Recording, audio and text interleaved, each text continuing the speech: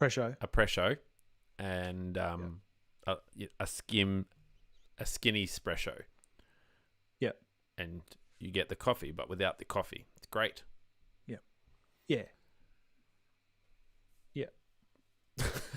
It sounds like you need espresso. Yeah. Sounds like a waste of money. Sounds like water. Well, define waste of money. Well, Presso, apparently. Presso. Don't put the Presso on me. I refuse. This is me stalling because I literally forgot to bring up the script, which apparently is quite important. Yes, I've heard that from all intents from all and sources. purposes. For all. Okay. Enough stalling, as they say.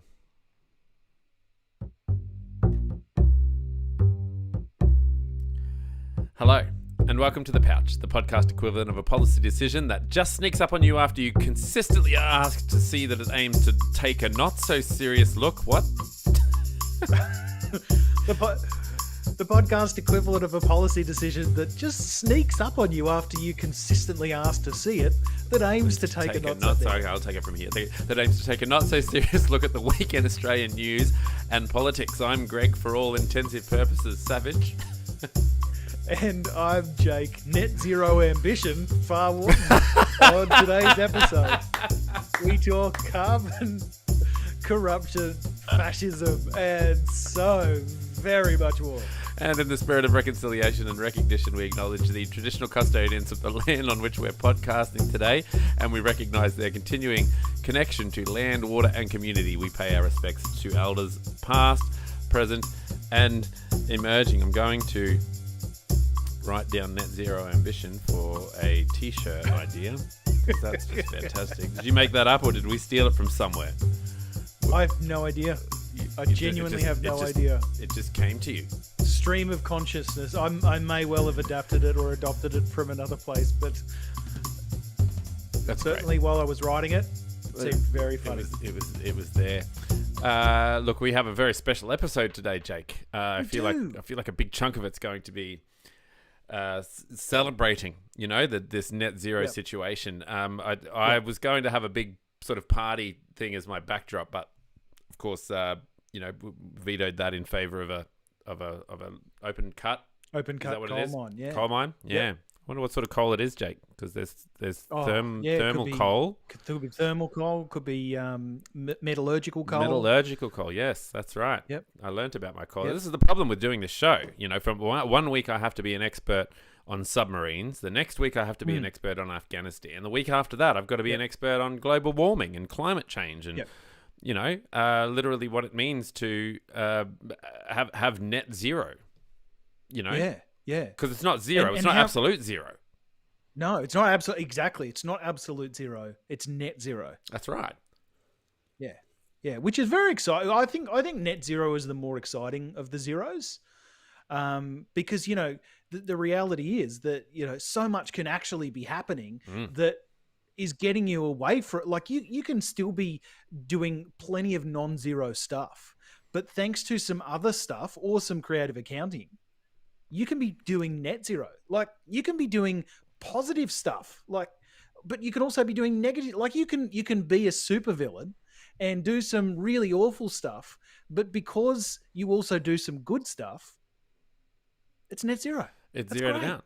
I think the people at like Coke and Pepsi need to jump on this too. They need to have Coke net zero. Well, there's just so much sugar, but they put in laxatives, so that's net zero. So at the end of it, you actually lose weight. Yeah, that's right. Yeah, have a net. You get a Coke and a gym membership, so you can. Yeah. Yep. I love that. Coke Zero with a severe laxative. And a you end pesha. Up losing weight. What was that thing at the beginning? A shepa? A pesha? What is it? A Presso. A Presso. That's it. Yeah. Yeah. I was saying pre-show. Right. Yeah.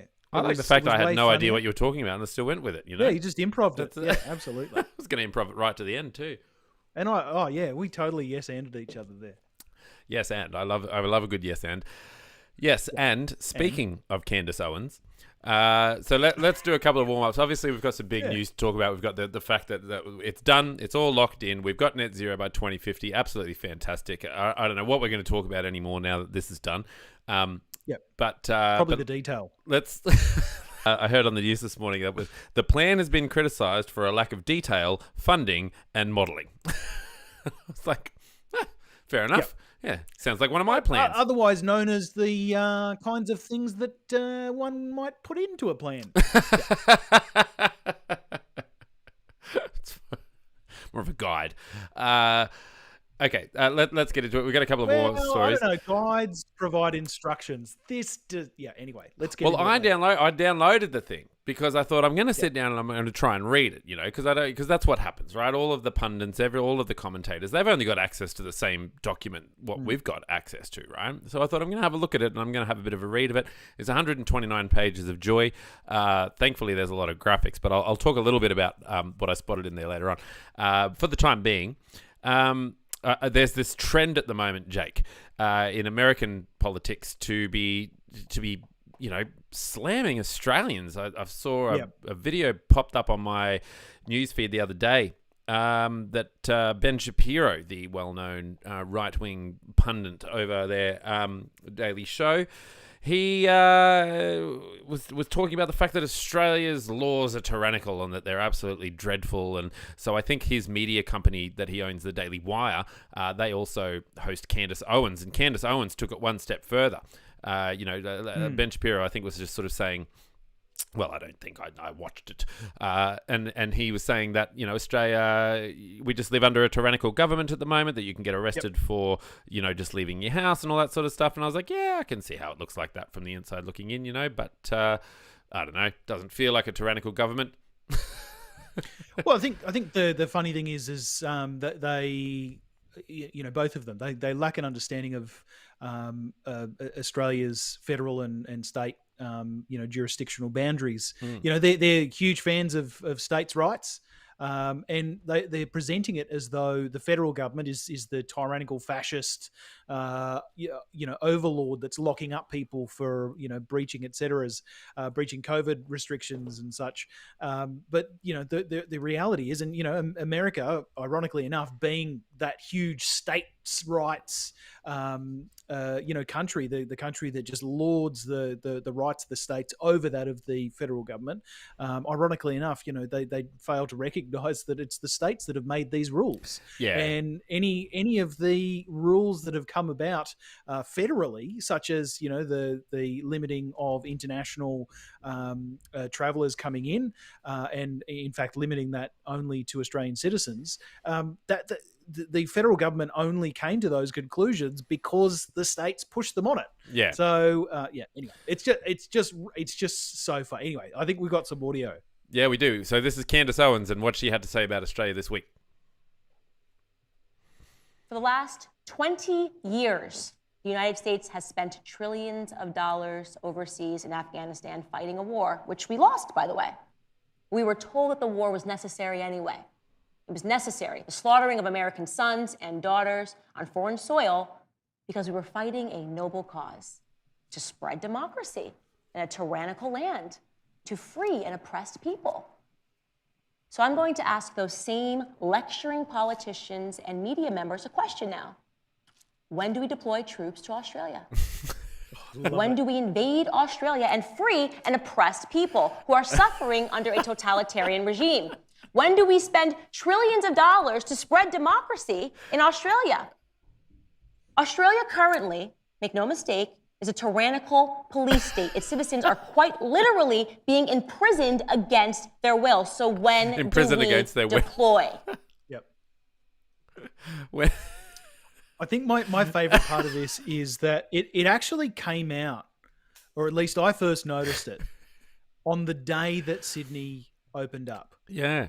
On the day that New South Wales opened up, Freedom Day, so-called Freedom Day. Yeah. So, yeah, it was just so funny. I mean, what Candace Owens said that she was doing was her husband had spoken to a cousin, or her husband had spoken to a friend who lives in Australia, and that led her to believe that Australia's COVID rules were so imposing that she declared essentially Australia's government as tyrannical and dictatorial. I think actually. At least once during the protracted conversation, our leadership, obviously, I assume that Candace didn't know the names of our leaders, but nonetheless, they were referred to as akin to Hitler and Stalin, which I completely agree. Scott Morrison is literally Hitler. Yeah, I mean that's the thing, if right? not worse than Hitler. How can you possibly, without that sort of information, without knowing about the details, why would you do something like that? I mean, obviously his company loves Daily Wire, loves hits, they love viral videos. They don't really, but for a company that prides itself on giving you the facts and are full of journalists and all that sort of thing, it seems like such a backward step to start just saying that we live under tyrannical government and that it's just such gold, being imprisoned against their will. Yeah, I love it. As if there's countries where people are imprisoned willfully. Sure, I broke the law. I found that also funny. I broke the law. You put me in for. And the thing is that take me away. In the Ben Shapiro video, he's saying, Australia only has like 1,500 cases a day, and they are, they're deploying the police for that. And I'm like, no, like we're deploying the police, and so we only have 1,500 cases a day. We're dealing with the idiots so that we can, get through this and get on with our day. Tyrannical governments don't give you back your freedoms. They don't give you back your rights, which is exactly what we see happening. Has happened. They're chomping at the bit to give you back the rights. You know what I mean? Yes. Unless you're unvaccinated, that's a different story. But they're chomping at the bit to give it back to you. They don't want us under these sorts of pressures. Yeah. Anyway, so it's a bit I'm of going to correct you because you said it twice, but it's champing at the bit, Greg. It's champing at the bit. Is it? I think that chomping at the bit is acceptable because it sounds right. So maybe I shouldn't have corrected you, but correct me. It is definitely champing. It is champing at the bit. I'm a big fan of the correction because you've got to get and the etymology. You've got to be true to the etymology. Yep. It's a bit like when people say it's the first point of call, and I'm like, no, it's not point of call. It's port. It's port of call. It's porta potty. Okay, we go. So that's pretty cool. Speaking of famous Americans, Chris Hemsworth. I understand the joke. How Thawsome. Chris Hemsworth has confirmed that he is going to Cowra, a secret campaign by tourism group in Cowra. Put the pressure on Chris Hemsworth to come to Cowra as part of their campaign and to talk about all the amazing things that you can do in Cowra because they've been hit very hard from COVID-19. Arguably the best Avenger shared Cowra Tourism's video on his Instagram on Monday. That'll get some people going over there. Yeah, that's right. A video on the town. Yeah. My monitor has just stopped working, Jake. So that's interesting. Oh, that's fun. Yeah, that's fun. Yeah, can't see a thing. I'll try and fix it up while I'm talking. Well, I got it. I got it. Okay. I got it back. That is So that's okay. I'm back. Apparently, there's a loose cord at the back. Big love to all the folks in Cowra for this amazing campaign. Warmed my heart, made me smile. He's off to shoot a film overseas, but he has promised that he will be coming to Cowra in 2022 when he returns. Let's do the old TripAdvisor here, Jake. We've done this before with a couple of places. I think we did it for Perth or something once. And with South Australia, I think Adelaide from memory. That's right. Yeah, Adelaide. I remember that one. Yeah, that was amazing. Wasn't it? We're trying to figure out four why things to do or something, wasn't it? Yeah. That's right. Port of Adelaide. Yep. So let's try and figure out why you'd go to Cowra. So let's go to Cowra. Let's type this in. If we can spell it correctly, that'd be amazing. Cowra. Cowra. All right. Well, it's in New South Wales. It's a big start. Yep. That's a big start. Yes, this is where we You're want to halfway go. there. Oh, there's a Japanese garden, Jake. All right, Yes, let's I have a have look. heard of that. Yeah. The Cowra Japanese Botanical Garden Gardens, is the number Japanese one garden? thing to do. Yeah. The Cowra Prisoner of War Camp is number 2. Always interesting to see what's number 2, I think. Yeah. How many prisoners of war were from what war? What? Well, this is the interesting thing, Jake. Okay. You know? All right. It's a huge area with lots of boards of historical stories about the camp and subsequent breakout. If you walk around the whole area, it'll take you about an hour, said Bob. So there you go. Thanks, Bob. Thanks, Bob. Yeah, upon reflection, I assume it's prisoners of war who were from Cowra who were perhaps taken as prisoners of war in foreign wars, etc. Yeah, there's the Caravan Park. Maybe that makes more sense. Fantastic. Yeah. Look, Oh, how good's that? there's- The there's- Caravan Park. It has caravans. That's very good. I love that. That's very punny. My favourite thing is that one of the third best thing to do in Cowra is to visit the information centre. Yes. Wow. It's got a 4.5 star rating. Wow. That's incredible. How many ratings, Greg? It does suggest out of 264. It does suggest, actually one. Well, someone gave it 1 star. It said closed for refurbs. No alternative available. that was in August of 2021. So don't rush out to the third best thing to do in Cowra. Anyway, so good on you. Keep an eye out for Chris Hemsworth in Cowra. Well done, Cowra Tourism Well, Centre. I just love that he let them down gently. Like he's like, look, I would totally love I'd be on a bus. I'd be on the first just bus come to out there. Cowra. Yeah, look, I would be there within a heartbeat. I'd just fling Mjolnir out into the air, and it would fly me over there. I would be there within a heartbeat, but unfortunately I cannot because I am not in Australia.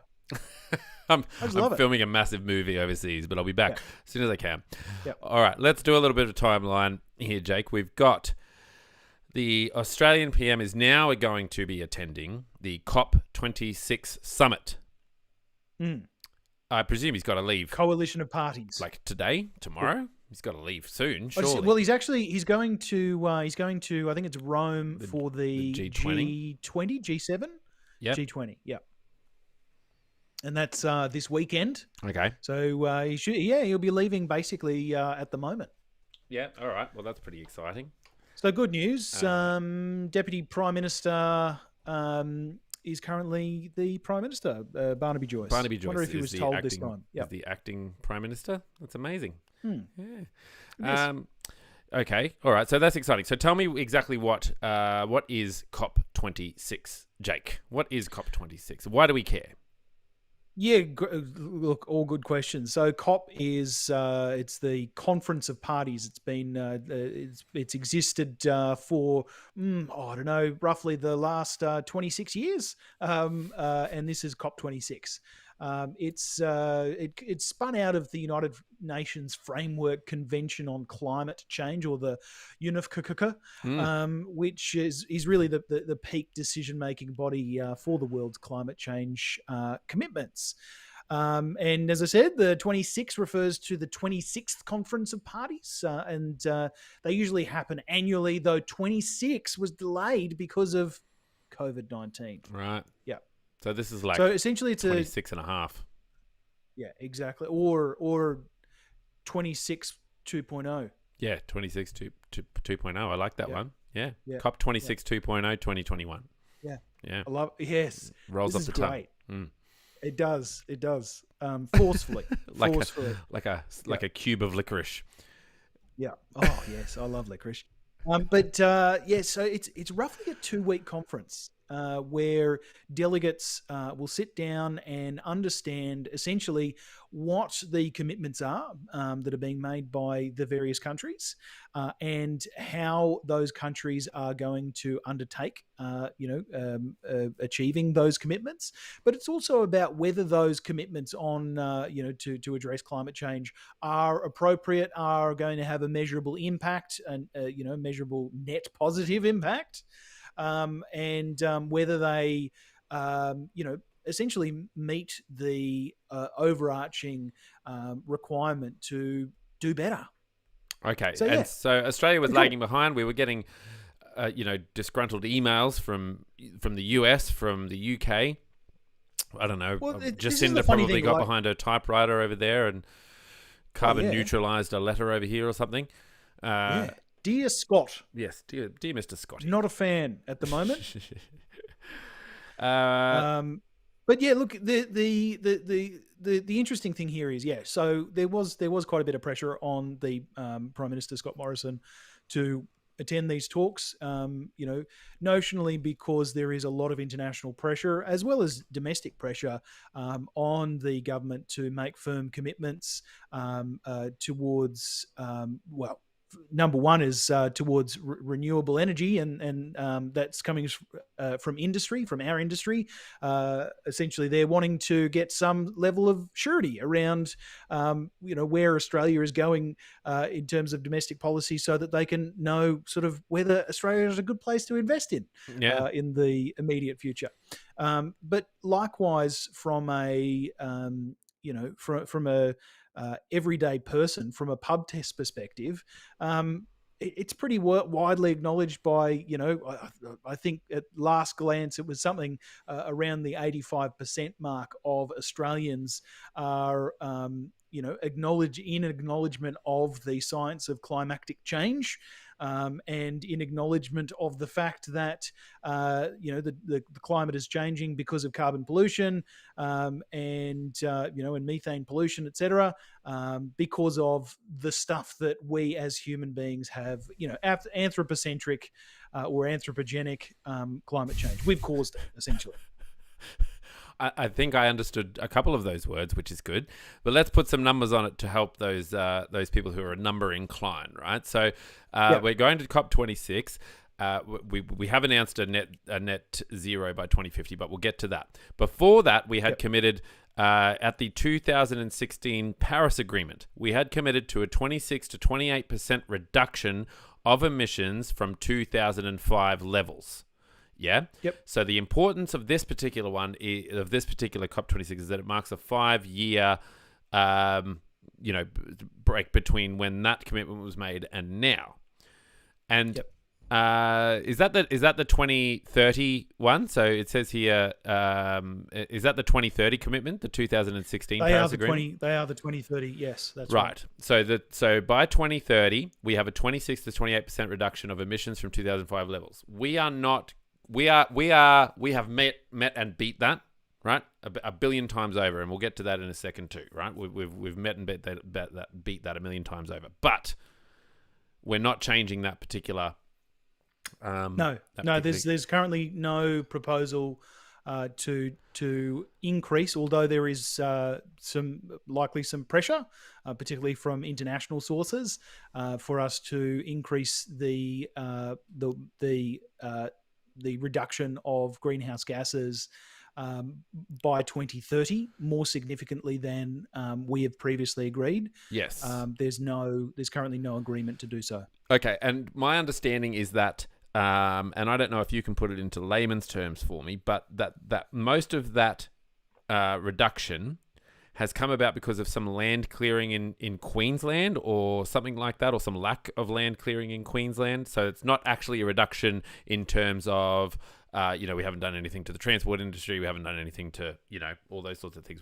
But there's some sort of land clearing. I don't know much about it. Do you understand what that's about? Yes, essentially Australia. So the best way to explain it is use of carbon credits. So stuff that's been done in the past to address climate change, notionally at least. So Australia is one of, I think, 3 countries, including Australia, Saudi Arabia, and Japan, who utilize things such as carryover credits, Right. and just credits in general.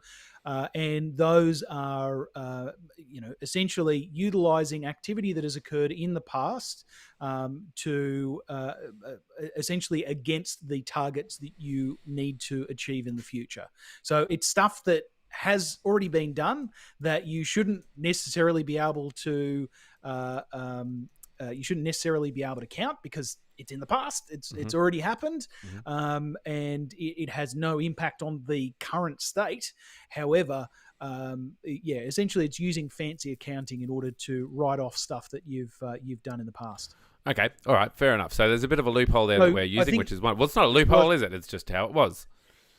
Yeah, I mean, we argued for it. So just about every other country was at Paris and Kyoto before then. Sitting there with the bean counters essentially, and saying, we want to utilize carryover credits. How can we utilize them? Australia, from memory, we stayed well beyond the 2 weeks in previous meetings in order to negotiate the use of these carryover credits. Look, it is allowed. This is the thing.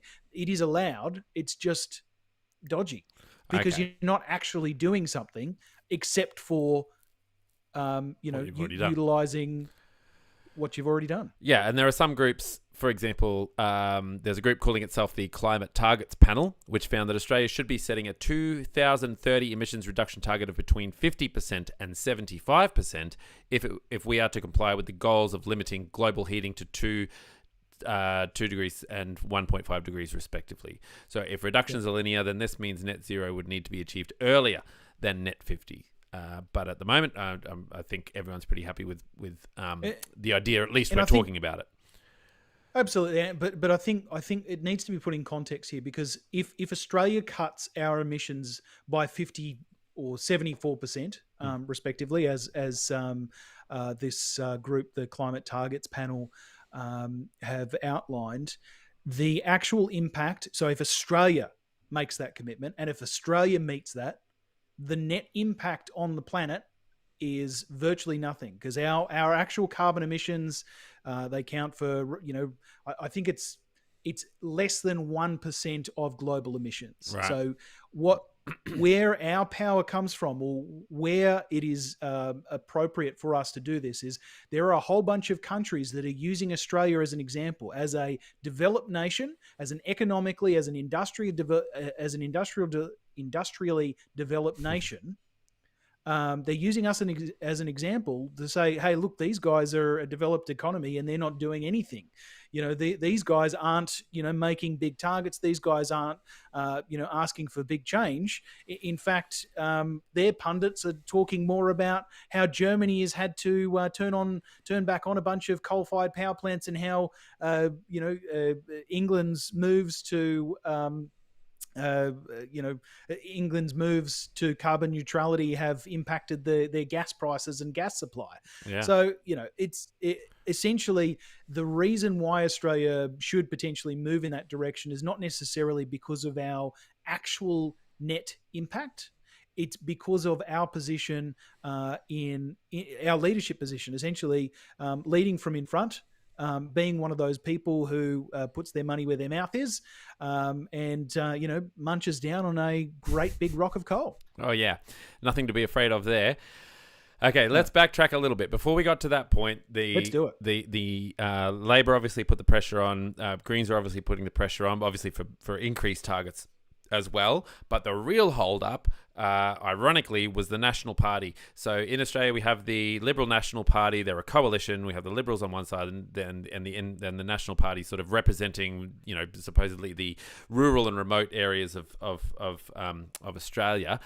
Now, they were the ones allegedly holding all of this up. So they were the ones who couldn't agree that they were going to back the proposal by the Morrison government unless they got what they wanted. Now, I had to do a lot of digging to try and figure out exactly what the Nationals wanted, and I'm glad that it was quite difficult, in the sense that on the news this morning, a lot of the people were asking the ministers who were on the television, why is it such a secret? Why is it such a secret that what the Nationals got out of this deal? What deals have been done? Yeah. Okay, so this is what I managed to sort of dig up, and like I say, it was hard to get some information on this.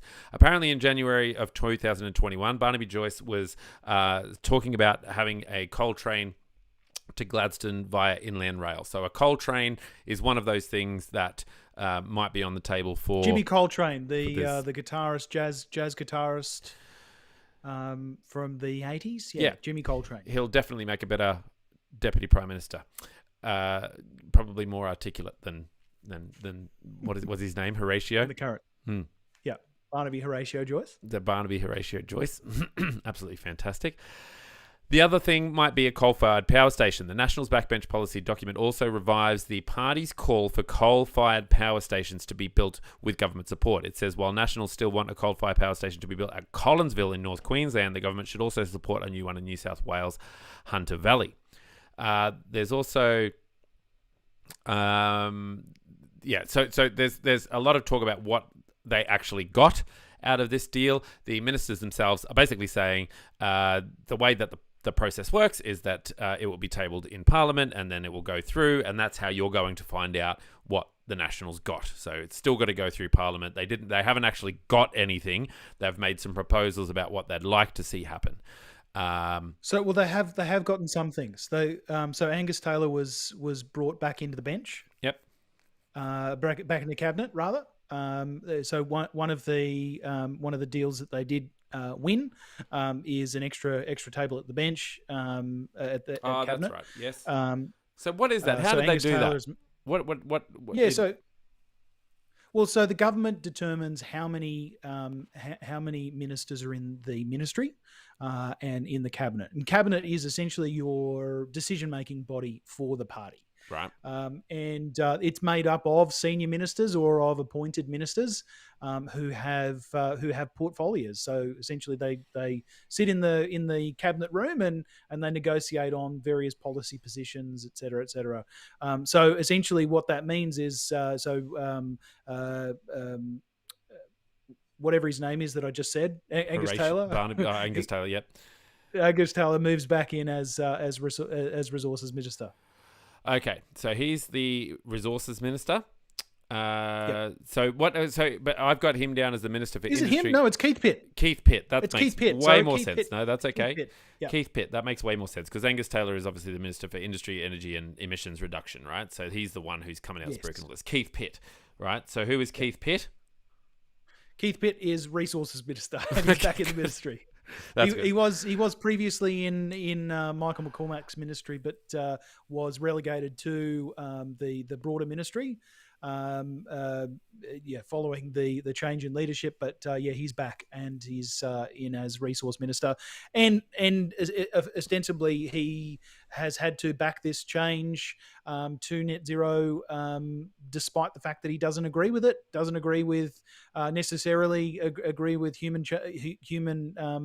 caused climate change. So it's an interesting choice. Right, and I've heard that about Barnaby as well, that he wasn't actually on board with this either. So, Barnaby Joyce is such a weird leader, He's out there and he just sort of faces the cameras and he says all this stuff, but I haven't actually seen him lead anything. Like, he hasn't really shown the backbone that I thought that he was going to after the Nationals booted out Michael McCormack. I mean, look, I mean, it's important to point out that, Michael McCormack was ousted because Barnaby Joyce and his supporters were afraid that the National Party under McCormack was sleepwalking towards net zero emissions, and effectively they were against that. Right. But it's happened now, and invariably, one of the things that I would suggest is both interesting and potentially admirable about Barnaby is that he hasn't changed his position. What he's done is he's negotiated as the junior party member, as the junior party leader in the coalition. He's negotiated a favourable outcome, we assume, for the country, for the people in Nationals seats. Negotiated a favourable outcome on the basis that net zero is implemented. And there are a number of stopgaps in there. There's continuous monitoring of the programs, and particularly how they will impact regional Australia. That's pretty astounding. If they put in some KPIs there that relate to productivity of the regions, of specific regions where there used to be coal plants or coal mines or other types of mines or other types of plants, etc., and they go drastically down. Well, the Nationals Party, as a consequence, is going to have essentially something to raise with the government around whether, in fact, the current plan is fit for purpose and appropriate. All right, and so the ABC News reported that the Nationals met for just over 2.5 hours and all 21 members and senators spoke on the matter, but no formal vote was held. Shortly after leaving the meeting, Mr. Joyce, who is also the Deputy Prime Minister, called Mr. Morrison to alert him on the decision. Alert, that's right. The alert. Barnaby Joyce Not doesn't alarmed. tell you. You don't get an announcement. You get an alert from Barnaby Get an Joyce. alert. The debate on climate change has dogged the coalition government for over a decade. But this time around, Mr. Joyce and his colleagues decided it was better to be in the tent, quote unquote. The easy decision would be just to say no and join other people in screaming and yelling from the sidelines, having no influence on where the decision went. He said, it's a very vexed issue and people have strong feelings on both sides. He did say that, most of the fears that they had have been allayed, which is nice that he knows a two-syllable word. We recognise this has been a challenging issue for the Nationals. Mr. Morrison said he thanks the DPM for his leadership, the Deputy Prime Minister for his leadership, and colleagues for their considered support. So, So what did they get, right? There are conditions attached to the Nationals backing net zero by 2050, but those details remained a secret. Just days ago, the Junior Coalition presented a list of demands to the Prime Minister. So anyway, like I say, a lot of it has to do with coal. A lot of it has to do with, supporting rural areas. That was the main thing that they were worried about. The plan that was finally announced, if I'm not mistaken, was yesterday? Yeah, yesterday afternoon at 6 p.m. Yeah, I felt kind of anticlimactic, right? Like in my lifetime, we've had a few big events happen. We had, the plebiscite on gay marriage, and that was a big day when all of that happened. We had Sorry, and that was a big day when all of that happened. There were celebrations and commiserations, obviously, when that happened. When you would have had the vote for marriage equality vote for came introduction of. Absolutely, but what about GST, man? That was a big time as well. Back in I don't know if that was exciting, but I just sort of thought that when the government came out and finally said, yes, we have committed to net zero by 2050, that there would just be fanfare in the streets, that we would just be absolutely celebrating. But none of that happened. It would be inappropriate to use fireworks, of course, because they would potentially warm up the globe. That's right. It was like me when I went to print out the 129-page climate change policy, and I was like, "Oh, that's ironic. Not doing that." Yep. So, No. but yeah, like there wasn't a lot of fanfare. Why do you think people aren't? Why aren't we in the streets celebrating this? Because like people were in the streets protesting this. Why aren't we in the streets celebrating this? Aside from because it's the pandemic. It's a plan that's lacking detail, or moreover, it's a plan lacking a plan. It's a framework lacking a framework. It's a policy decision lacking a policy. Net zero is not going to be legislated, right? The Prime Minister announced yesterday. It's not going to be, it's not going to have policy behind it. It's not going to have a new ministry. It's not going to have a new organisation set up to administer it. There's $20 billion in there over the next forward term to invest in technology, because the line is technology, not taxes. Well, where are you going to get the $20 billion from? I would imagine taxes. So it's technology and taxes. Well, I wanted no taxes with my technology. Thank you very much. Thank you very much. Yeah, well, not aside from the GST, obviously. But there's things like there's not public-private partnerships, although it's probably inferred in there. There's not setting up regulatory bodies in order to essentially select appropriate products and take them through the MVP into innovation into essentially there's not a technology framework in order to administer this technology. But they're talking about sort of 40% of the emissions reductions will come from technology, 40% will come from existing programs, and I think roughly 20% is going to come from abatement technology or abatement, planting trees and such. All right. Well, here's Scott Morrison for the big announcement. To much fanfare, fireworks going off, celebrating People were jelly wrestling, all sorts of things. It was a wonderful moment. All of the appropriate things. Here's Scott Morrison, and you can just give me a visual, Jake, if you want me to pause this at any stage. All right. There's some breathing noises first, apparently. Australians Well, he's a big breather. understand and they support the need to take action on climate change. So do I. So does our government. Stop. I know this because Australians... He didn't at the last election. His government didn't at the last 2 or 3 elections. The upcoming election will be the very first time that the two major political parties, i.e. the Coalition and the Labor Party, where essentially it's safe to vote for the Labor Party on the grounds that they're a unity ticket around climate change. Essentially, both parties will have a policy of net zero, most likely. Labor hasn't outlined theirs yet, but both parties will most likely have a net zero ambition by 2050. Sorry, continue. You're on mute.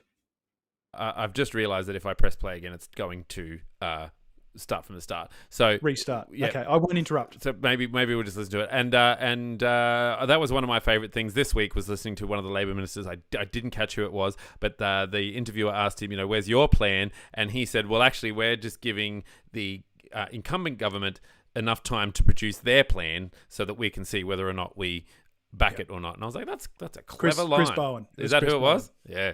That Yeah. is a clever line. I'm going to use that one. I'm not doing the dishes. I'm just going to see, I want to see how the kids do the dishes. So I'm giving them enough time to show me how to do the dishes so that I know how to do the dishes. I'm not doing them anymore. We'll just start this from the start. Like I said, there's a little bit of mouth breathing there from the start. I haven't quite figured out the technology yet. Australians understand and they support the need to take action on climate change. So do I. So does our government.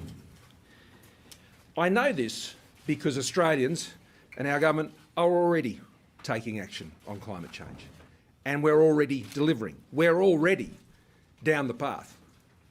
Australia has already achieved more than a 20% reduction in our emissions since 2005. Australia has already achieved the highest rate of rooftop solar in the world.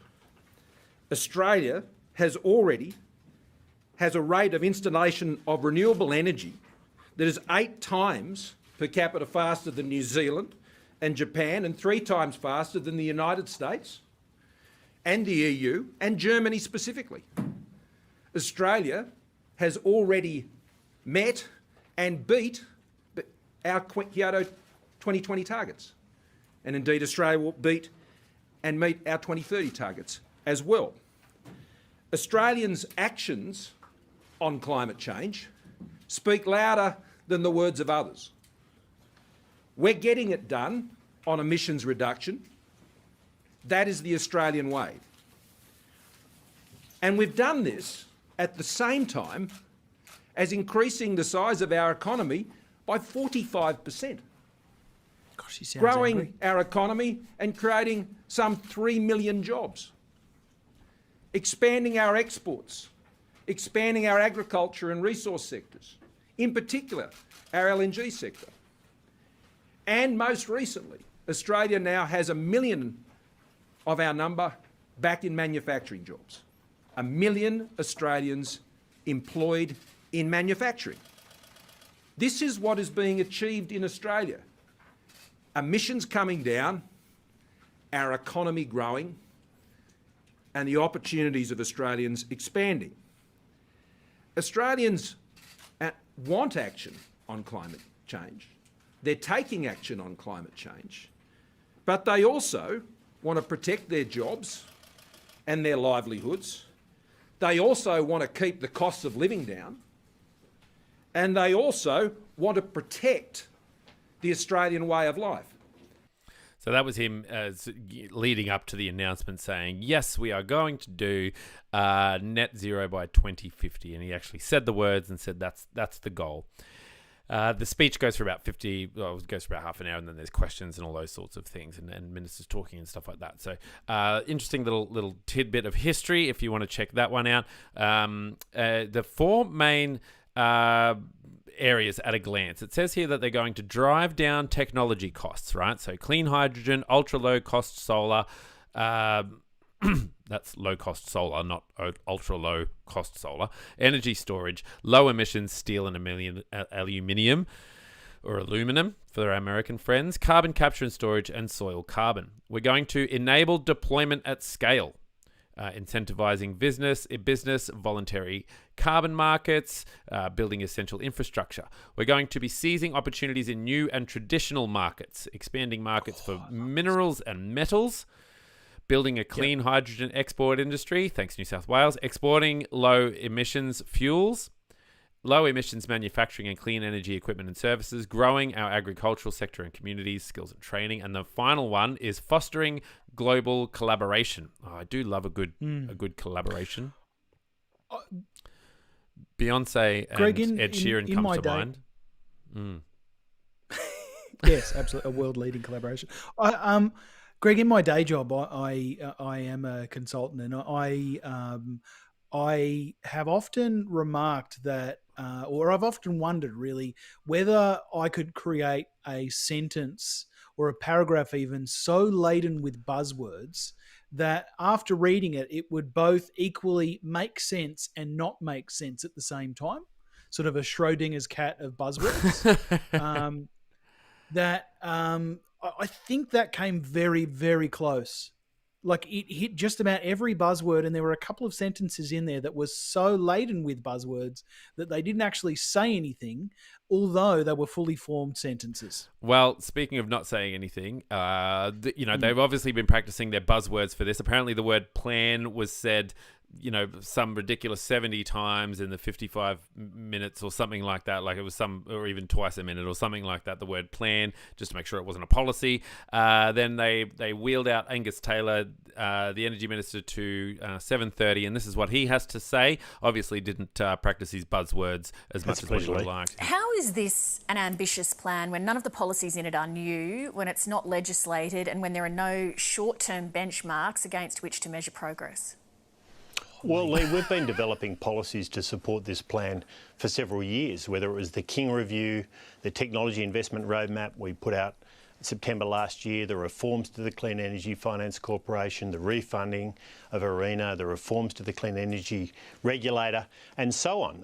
And the point about this plan is that whole suite of reforms that we've been announcing over several years now, with $20 billion of funding focused on a technology portfolio that can bring down emissions across our entire economy. That plan today made the point that those policies will get us within range of net zero by 2050. So what and that puts us in a position... Minister, what you're confirming there is that there's nothing new in it. So Australia's going to be going to Glasgow saying we're not doing anything extra or new. Well, we've been doing much new in recent times. I mean, all of those things... We've been doing much new. That was my favourite from this week. Yep, we've been doing much new. But anyway, and it was funny to watch his face change when he knew that he was on the verge of creating a new meme, I reckon, for a second there. A wonderful gotcha. Gosh, she asks a pointed question, doesn't she? Yeah, look, she does. And it's so hard, as a layman person, as a person who, I have a day job that doesn't involve anything to do with the government, that doesn't involve anything to do with looking at policies or anything like that, like just trying to stay on top of the news. You sort of get home and you go, this is fantastic. Australia's got net zero by 2050. And then all of a sudden, all these sorts of negative comments start coming out, and you start watching them and you start going, this doesn't sound right, and then like we've been talking about, the hollowness of it, the criticisms of this plan. And, who in their right mind is going to sit down and read the 129-page document, right? I mean, all of Australians should be reading it, right? But we're not going to. And so you rely on, these journalists, and you rely on the pundits to sort of give you the information that you need to be able to hold a conversation about this at work or whatever, or with your family, and to make some decisions yourself. It's really tough because, if if you just handed me this and you were just like, here's the plan for 2050, I wouldn't know how to criticize it. I wouldn't know how to. I would get to the end of this document, and it'd be like, well, that sounds really good. Like that sounds really good. But unless your job involves looking at plans and realizing what's missing, because everyone say, well, there's no details in it. And I'm like, well, there seems to be a lot of detail, like they seem to be elaborating on a lot of things. The 62,000 jobs sound wonderful. The reductions sound wonderful. We're already on track to do a whole bunch of things. We're already meeting and beating all these targets. Sure, you've got to hang your hat on a bit of technology that doesn't exist yet. But when I was at university, they were saying that, you'll be, if you become a teacher, you're teaching for jobs that don't exist yet anyway. So we don't know what's going to exist. Technology has helped us solve all sorts of problems. So you're sort of sitting there going, well, it sounds good, but is it good? Is it not good? Labor don't actually have anything. Greens are easily to sit on the side and criticize and say it's not hard enough. Well, the Greens famously voted down the original emissions trading scheme. So the original carbon price, essentially, that Kevin Rudd had put forward after his election in 2007, the Greens famously voted it down because it didn't go far enough, quickly enough. Yeah, and instead voted with the Liberals. So yeah, I mean, they've got issues as well. Okay. So really, a lot of this is about technology. A lot of this is about hydrogen, turning towards hydrogen, green hydrogen in particular. A lot of it is talking about batteries and making sure that we have, getting that transport is a huge. Is that the 40%? Transport's the 40%. It contributes to 40% of our emissions, I think. Yep. Don't quote me on that. So. Electric cars, all those sorts of things. So removing the red tape around those. It'll be interesting to see how it goes at Glasgow. It'll be interesting to see how this plays out now that we have net zero by 2050, now that we're part of the group, the club, the elite, comrades of ours. It'll be interesting to see what sort of criticisms come out from that, because obviously if those politicians are quite open about criticizing us when we didn't have the plan, maybe they'll be openly criticizing us about the plan that we do have now, which is not a policy. Well, one of the things, no, absolutely. And one of the things that Prime Minister Morrison was talking about yesterday was that a great number of the countries that have pledged net zero by 2050 do not have any sort of plan to get there. Now, I would not suggest that the plan that was released yesterday is anything resembling the sort of plan that one would require in order to build policy around or build economic models around, etc. But it is something. It is the start. And as long as it is the start and detailed planning is, to commence now, essentially, that will assist things, because one of the biggest barriers to implementing a net zero policy or carbon trading or carbon pricing, etc., is the fact that there are known sectors. There are known industries that are going to be heavily impacted, if not halted altogether. Yeah. And the people in those industries deserve to know how their governments, where their government sees them in their future.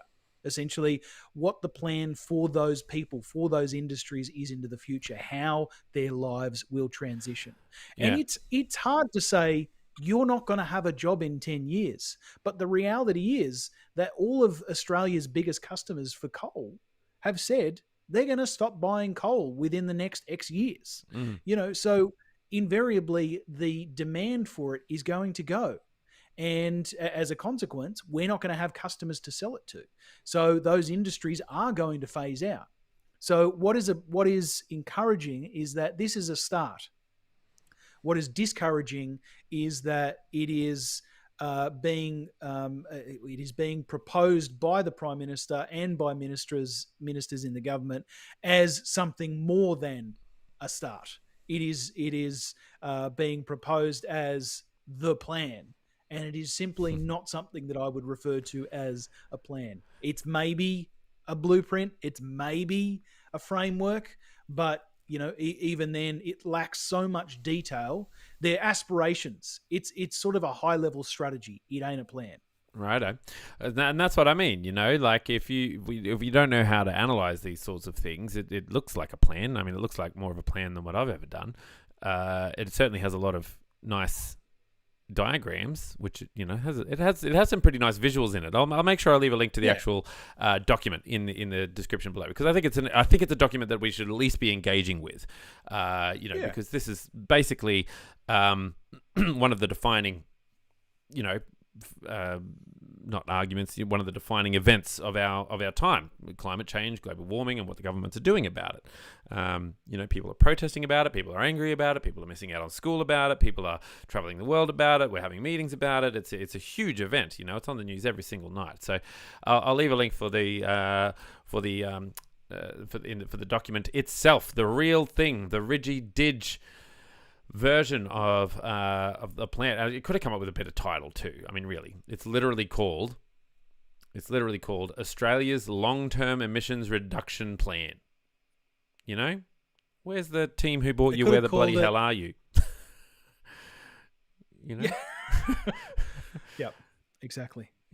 Exactly. How good is coal? Yeah, it could have just been just some net sort of zero by larrikinism. 2050. Yeah, exactly. How good is coal? Not great. Yeah. How good is coal? Not very. Yeah.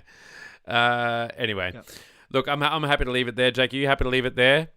I'm so happy. That's great. So look, a little bit of positive news, a little bit of negative news, but it'll be interesting to see how this one plays out over the next few weeks at COP26. Dun, dun, dun. You can best believe your ears, listeners, that we will not be bringing you blow-by-blow coverage of COP26. No. Unless it literally does come to blows, in which case we will bring you blow-to-blow coverage of COP26. Dear me. Very good. Very good. Jake. You know what that means. Bass. I do. It's story time. Yeah.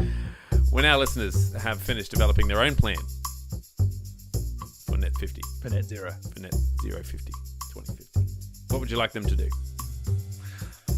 Well, Greg, I would love it if they could find their way to their podcast player of choice and consider rating us favourably, because it helps people to find us, and it does also make us feel warm and fuzzy. And then there's also that other part where if they could go to patreon.com/the podcast and consider becoming a patron, we'd love that too. Helps us to keep the lights on. There are plenty of subscription options, and you get so much extra content. It's crazy. You get four extra content. And if you want to share the love, you can do so by telling your friends, families, and foes to head to thepouchpodcast.com, where they can choose their favourite podcast player of choice.